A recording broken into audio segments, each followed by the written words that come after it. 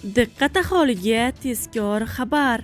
O'zgidromet agentligi haftalik ob-havo ma'lumotini e'lon qildi. O'zbekistonda hafta davomida 42 darajagacha issiq bo'ladi. Videorolikni o'tkazib yubormasdan oxirigacha ko'ring.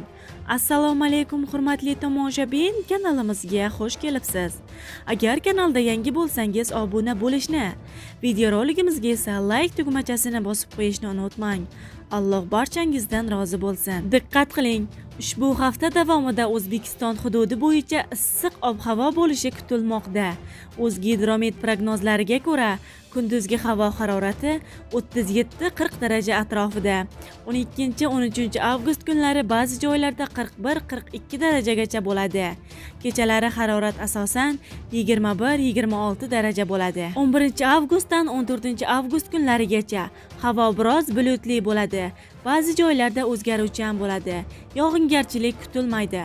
Faqat dushanba kuni kunduzda Toshkent viloyatida va haftaning ayrim kunlarida esa respublikaning tog'li hududlarida ba'zi joylarda qisqa muddatli yomg'ir yog'ishi momaqaldiroq bo'lishi mumkin. Shimolda va cho'l hududlarda 14 avgustda respublika bo'yicha ba'zi joylarda shamol tezligi 13-18 metr sekundgacha kuchayishi, ayrim joylarda chang to'zon bilan kuzatilishi mumkin.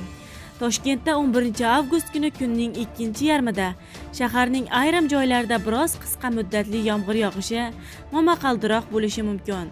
11-14 avgust kunlari havo asosan kam bulutli bo'ladi. Yog'ingarchilik kutilmaydi.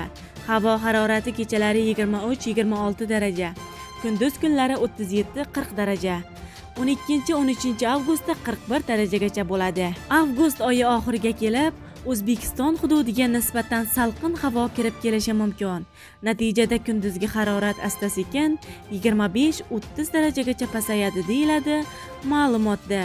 Hurmatli tomoshabinlar, videorolikka like bosib, videoni barcha tanishlaringizga yuborib qo'yishni unutmang.